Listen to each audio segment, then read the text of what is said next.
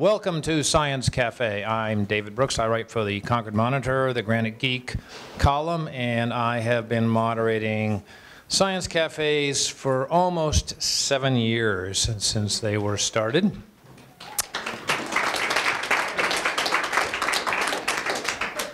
And they are operating now in Nashua and here. Nashua just had one.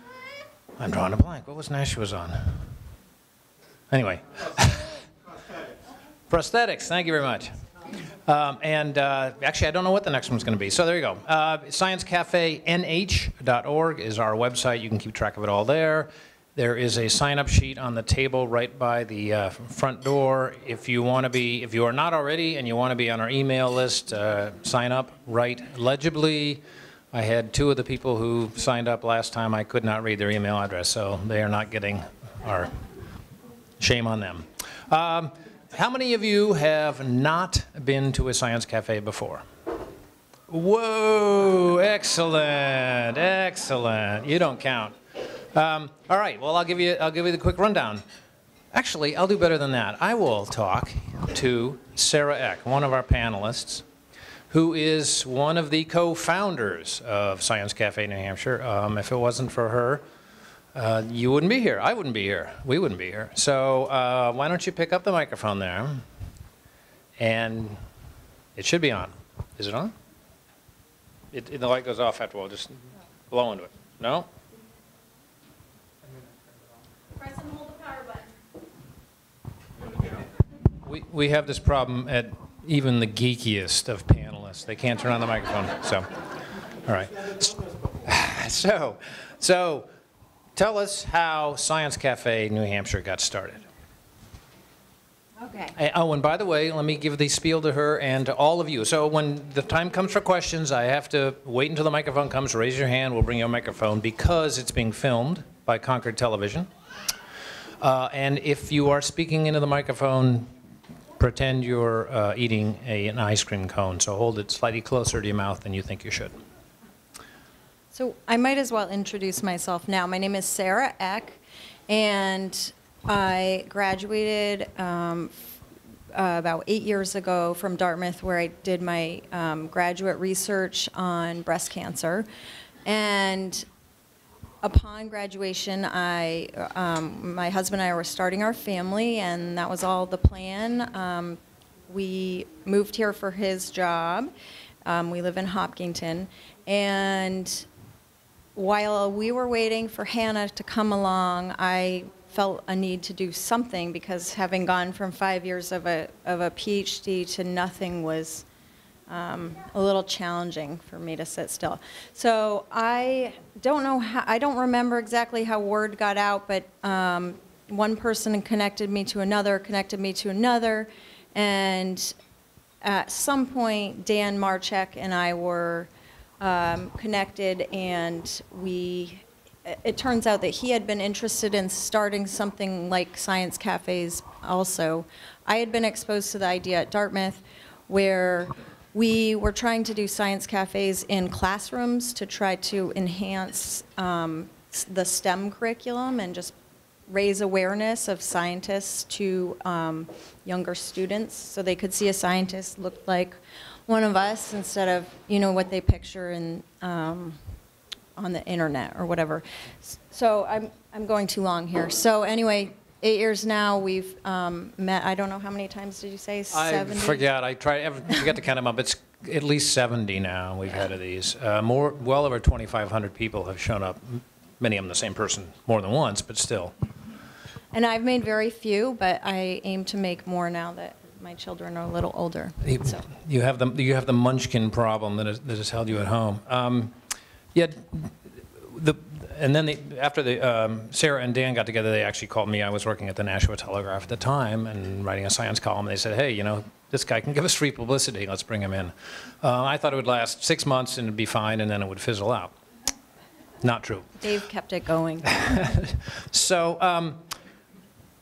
There were no Science Cafes here. There was like one maybe in Boston at the time. Right now there is another one that is operating separately in Manchester. Sea Science Museum puts it on. There's just one started out in Portsmouth. It's going to be tomorrow, actually talking about right whales. at one of the breweries, I forget what. Dartmouth had one for a little while. They had another one at UNH itself for a while. So I absolutely think that New Hampshire is the per capita leader amongst all the states in terms of science cafes. There's like 2 in Boston and maybe 1 out at UMass, and that's about it in Massachusetts. So the key thing they did when they designed it was frequently science cafes are a local professor comes and talks about what he's doing, which is awesome, but you know. The way this one is designed is we choose a topic and find a couple or 3 or 4 panelists to talk about it to answer questions. And I think that's been the key, the reason it's kept going, is that it's stuff that is of interest in New Hampshire and is a topic that brings people in. So it has been successful beyond our wildest dreams. We split up. It's now, you know, is it mitosis or meiosis that the cell splits in 2? I forget which it is. Both. Oh, geez. No wonder I couldn't remember.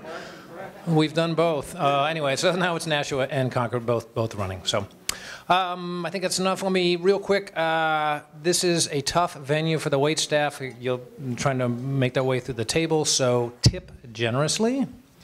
At Science Cafe, you can calculate 20% in your head, 25% in your head. You can do that. We will go, and as long as people want to, up to 8 o'clock the latest, and to let the poor panelists go home. Next month, our topic is going to be the power grid. That is the thing that's bringing the electricity to our homes, which is facing an enormous amount of changes, partly due to distributed energy, like solar power, partly due to concern about climate change. It's going to be on the 2nd Tuesday, not the 3rd Tuesday, because the 3rd Tuesday actually bumps up against Thanksgiving, so November 14th. And I think I've talked enough. All right, our other 2 panelists, well, obviously we have Sarah here. We have Brian Barth, who is an assistant professor of pharmacology at UNH. And we have Dr. Brian Knabb, with a K, but not pronounced, who is in the radiation treatment and oncology for Elliott Health Systems, the hospital or the health system or something like that. And what I do is I ask them to take about 2 or 3 minutes and explain why we should pay any attention to them, what it is about them they know, so we should listen to them. And after that, I will ask the first question, and after that, it's your turn to ask questions, and that's how the hours will go. So you go first. All righty. Well, I guess there's a couple of reasons why you might want to pay attention to me, just maybe because I have a nice voice. Actually, we don't usually sing here. I just want to. Well, I definitely have not tried any American Idol or The Voice sort of things. Probably wouldn't ever do that. But so as he mentioned, I'm an assistant professor of pharmacology at the University of New Hampshire. I'm relatively new there. I've only been there for about 2 years now. My research program studies some molecules called lipids, sphingolipids, and specifically how these change in cancer, specifically leukemias. And we're also interested in developing some new therapeutics.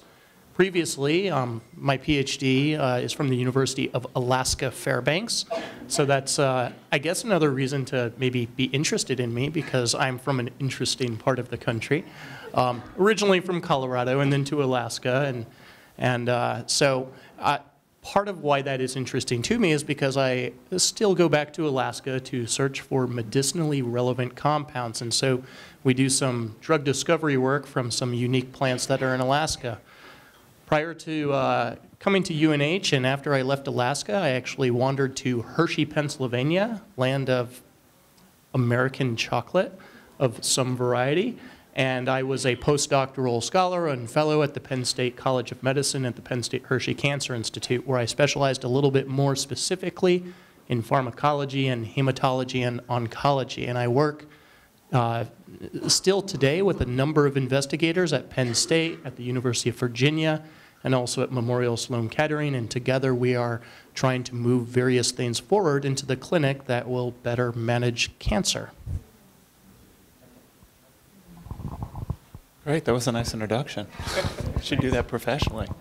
I'm Brian Knabb. I'm a radiation oncologist, which I'll explain what that is for those of you who don't know.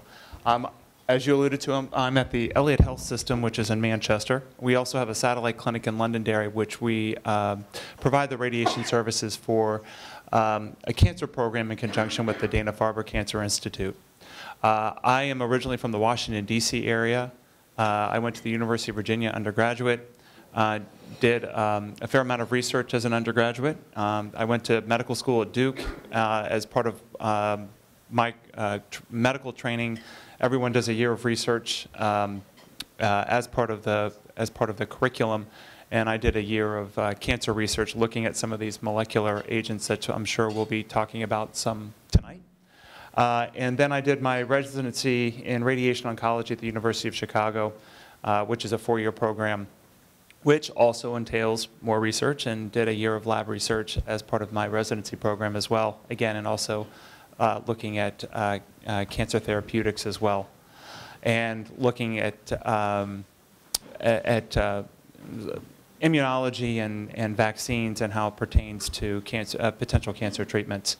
I relocated to New Hampshire, and we've been here for 10 years, and it's, I say it's the best kept secret in the United States. It's a wonderful place to live. It's a wonderful place to practice medicine. We have wonderful resources here. We have wonderful people here, and it's really a privilege to be part of these communities. I'm part of a bigger practice. We provide radiation services throughout most of the state of New Hampshire, with the exception of Dartmouth, but we provide radiation services at Concord and Nashua and Wentworth Douglas Hospital. I'll talk a little bit about what a radiation oncologist is. So cancer treatment I kind of view as having 3 arms to it. There's the surgical component, there's the medical oncology or the chemotherapy component, and then there's radiation oncology. And what we say is that for most cancers, or for many cancers, it requires a multidisciplinary approach. It requires treatment from potentially all 3 of those disciplines. I view the surgery and the radiation as being local therapies, meaning that they deal with where the tumor originated from. And a medical oncologist who deals in chemotherapy, immunotherapy, biologics, deals with the whole body. And so these their focus is to address those tumor cells that might have traveled elsewhere in the body. And it's really that combination of local therapy and body-wide treatment that we feel provides us or gives us the best chance of cure, which we kind of define as being eradicating every potential tumor cell in the body, which can be quite a challenge. I guess I'll stop there unless you've got... No, I think that's fine. Yeah. I think people will now listen to us. All right. That's good. That's good. All right. So I will ask first question, and I will, start at the 30,000-foot level, which is, start with you. What is cancer exactly, and what isn't it, and is it a disease? Is cancer a disease? Well, like absolutely. The cold. Oh well. A single disease. A single disease. Cancer is absolutely not a single disease. Maybe for one individual, that particular cancer may be quite singular, but we know that cancer is a very broad definition of many different types of diseases that broadly we would characterize as your body's own cells kind of going a little bit wacky. There are a lot of different reasons for that. Ultimately, these are genetic reasons. Some might be inherited, but some might be acquired during life. But there's a lot of other changes to the cells and the particular environments within our own bodies that they kind of reside in. And some of these other changes can involve some normal cells as well that also go a little awry. And these can be immune cells, and that's why some of the newer therapies are immunological therapies in nature, and they're quite exciting and quite successful right now. But ultimately, when we talk about a cancer, even something like a leukemia or a breast cancer, what we're talking about is a wide range of different types of cancers that we can more specifically define by their genetics, but they have a common feature, and that might simply be that they originate from a cell that originated in the breast, or originated from a cell that originated in the liver or in the blood.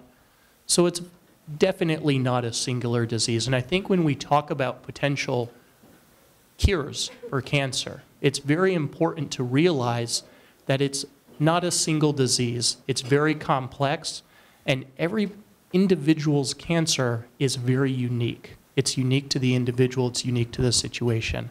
And so we really are trying to define more about individuals' diseases or cancers and how we can treat that. Almost, you can say, a personalized approach to medicine. Excellent. All righty, that's it. It's up to you guys, or we'll sit here and stare at each other for an hour. There is, oh, here we go. And by the way, Steve over in the other corner has another microphone, so he'll be doing that half the table. Here you go. The way you describe cancer has several diseases. Now, we keep hearing about things like breast cancer, lung cancer, kidney cancer or whatever. Now, as it turned out that there's all a bunch of different cancers and they just decide to originate someplace, is there any way to differentiate between something like say a breast cancer or a lung cancer other than just where it originated from? Well, it's a little complex, truthfully be told. The places where these cancers originate, the cells in the breast or the kidney, it's a very generalized way to define a cancer, but we can be a little bit more specific based off of the cancer's own genetics. And that's important. It may not necessarily be the genetic features that reside in the entirety of an individual's body, but some underlying feature. This might be something that has changed over the course of an individual's lifetime. That feature more specifically defines the cancer. And realistically, it's a collection of features, a collection of changes that may have occurred. And that way, some cancers that may actually reside in different tissues might actually be more related because they have underlying genetic similarities. And so we can define things more by their genetic signatures. Sure, but fundamentally the location and the type of cell it originated at, that is classical. Really. I might give just maybe a little kind of biology of, give a little bit of biology about cancer and what we define as what is cancer. So basically, when we learn in medical school and graduate programs and pharmacology programs, is that there's certain features to what makes a cancer cell or makes cancer what it is. The first is that these cells can grow basically unchecked. So all of our cells, most of the cells in our body are dividing constantly, they're growing constantly, but we recognize that when they touch other cells or come in contact with other cells, the growth stops. That there's no need for those cells to grow unchecked and to proliferate without any inhibition. What cancer cells do is they lose that ability to stop, basically when they come in contact with other cells, to stop growing. And so they continue to grow and divide uncontrolled. Second is that cancer cells have the ability to invade. So these cells can invade into organs or invade into blood vessels and other local structures. And then lastly, and probably most importantly, is that cancer has the ability to travel or metastasize. And they can do that either hematogenously, meaning through the bloodstream, or they can do this through the lymphatic system. And so, as I alluded to before, as oncologists, what we try to do is aim at those various, at those various levels of cancer. So local therapy to take care of the cells where it originated from, and the medical oncology or chemotherapy component to take care of those cells that spread. So oftentimes we will see a patient that comes in that has cancer that's widespread through the body. And it's a bit of a challenge is to try to figure out where this came from. And so the biopsy is very crucial. So you'll get a biopsy from somewhere in the body if it's widespread, and you look under a microscope. And you can tell generally whether these cells came from a lining of an organ, whether this came from a muscle cell like a sarcoma, a soft tissue cell, or if this is a hematologic malignancy. Then you can get further and do what we call special stains. So you can look at under the microscope and you can basically use special stains to determine the cells of origin. And for instance, a breast cancer cell would have a certain profile that it would stain for certain markers. And you would say, okay, this is a breast cancer because it stains positive for these certain markers. And you can do that for most cancers. When I started my medical school training, we viewed most cancers kind of in big collection of groups. All breast cancers were the same. All prostate cancers were the same. All lung cancers were the same. Things couldn't be any more different today. So even within breast cancer, there are many different subtypes of breast cancer. And you can't view all breast cancers as the same. You can't view all lung cancers as the same. And a lot of this goes to the genetic profile. And so we looked at it, historically, we looked at the tumor cell under the microscope and made a distinction as, oh, well, this is going to probably behave this way. And now we have genetic tests to say which genes are turned on or off. And they can tell us this tumor is going to act more aggressively and it needs chemotherapy, or this cancer is not going to act very aggressively. It has a very low potential to travel to other areas of the body, and it probably doesn't need chemotherapy. And so, as Brian alluded to, what we're trying to do is really tailor treatment to the individual. In the past, when chemotherapy came into existence, 50, 60 years ago, we kind of used an aerial bomb approach. You would drop a bomb and you would basically destroy everything that came in contact with the bomb. And now what we try to do is we do smart bombs, is we recognize, we're taking that targeted agent and trying to target those specific tumor cells without causing collateral damage to all the other cells that are in the neighborhood. And that's really where we are, what we're really trying to focus on today. Sarah, yeah. I was just going to add to that it's just not simple. So in addition to the cancer cells being evasive and continually mutating and changing over the course of the disease for that particular person, they have this ability to exploit surrounding cells too, and they can secrete chemokines and cytokines that actually regulate surrounding cells to reduce the regulation upon them. So they can influence their surrounding microenvironment, if you will, such that that microenvironment no longer is sending them signals to shut down. And that's just one of the things that cancer cells can do to promote themselves. And the biomarkers that Brian referred to for breast cancer, for example, is commonly, maybe you've all heard of HER2 positive breast cancer or EGFR positive or triple negative. And those biomarkers help us to determine exactly what Brian said, how aggressive the tumor is going to be, what it means, can the tumor be resected, or does it need to be, or do we need to look for metastatic lesions elsewhere? Please join me in thanking them for giving us their evening.